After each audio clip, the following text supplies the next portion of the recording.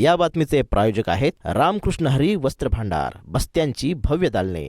आमच्या शाखा नारायणगाव बायपास, नारायणगाव बाजारपेठ, निमगाव सावा, जांबूत, बेल्ढा, आळेफाटा, पारगाव, शिंगवे, ओतूर. आजच भेट द्या आपल्या जवळच्या शाखेला.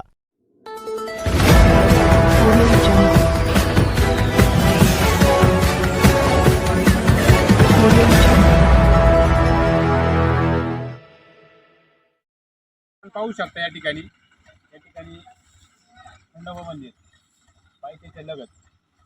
या बाजूला तळ आहे, पाण्याचं तळ आहे. तळ्याच्या नंतर या बाजूला घरे आहेत. आपण पाहू शकता या ठिकाणी अशा झोपडीमध्ये महिला राहते आणि लाईटची व्यवस्था तर फार कमी आहे. या महिलेचा आक्रोश आहे का आमच्या घराजवळ तिथं राहत आहे, बाहेर यायचं सुद्धा आम्हाला मुश्किल झालेलं आहे. तर बाबा बिबट्या रोज येतोय, दर्शन देतोय, रोज येतोय, दर्शन देतोय. तर महिलेच्या या ठिकाणी अजूनही काही घरं आहेत. तर या ठिकाणी बाबा राहतात. या घराच्या जवळ घरामध्ये बाबा राहतात. बाजूला लहान लहान मुलं आहेत.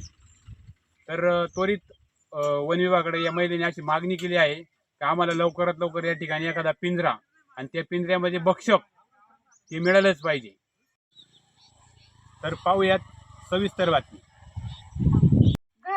घरातून दरवाजा लावला का वरून ते मोकळं राहते ना, मी तिथूनच बघत असते. मी बाहेर येत नाही, एकच पण लय मोठा आहे बाबा.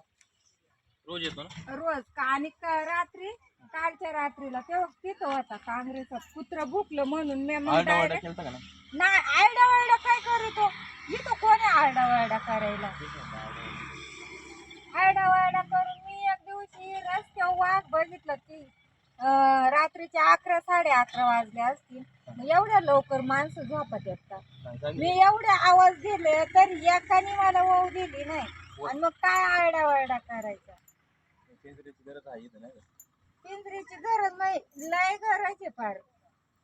कारण इथं ना मेन नाही म्हातार आणि मी आता म्हातारीच्या घरात पण लाईट नाही आणि मग त्याला एक तर दिसत नाही रात्रीचं ते काय करणार आहे एकटं माणूस काय करणार. आणि मी इथं आहे तर कुत्री घरात असतात. कुत्र्यांसाठी मी ना दरवाजा थोडासा उघडा ठेवत असते पण मी बाहेर येतच नाही. मग आता मागणी काय तुमची? मागणी काय? मग ते बिबट्याचा त्यांनी बंदोबस्त करावा बाबा. मग ते कसं आहे करा तिकडं पण त्याचा बंदोबस्त केला पाहिजे. कारण ज्याच तुम्ही बिबटे ज्याच्यासाठी सोडलेत आणू ना. आपल्या गावात बरेच बिबटे असं कळतंय. नेमकं किती बिबटे असतील? बरच असणार आहेत.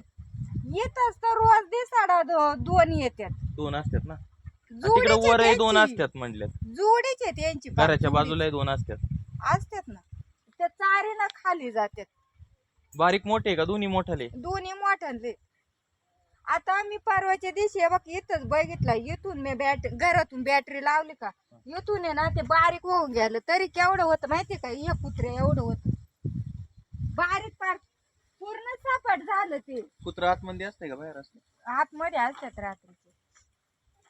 पूर्ण सपाट होऊन ते तिथपर्यंत गेलं. तो काँग्रेस आहे का तिथपर्यंत गेलं तरी पण कुत्रे एवढं दिसत होत. मोठा बिबट्या म्हणायचं. मोठा माही चांगला कमरा एवढा असा. वन विभाग पिंजरे उपलब्ध नाहीये हा. सध्या असं म्हटलं जाते. पण ते कसं का काही करावं म्हणावं तुम्ही पण येत आहे ना काहीतरी केलंच पाहिजे. फॉरेस्टांसाठी सोडलं तर मग फॉरेस्टातच राहून द्या ना. ते पैसे देतात त्या पैशांचा काय फायदा. आम्ही तसं आहे पण सुखी पोट भरीतच आहे ना.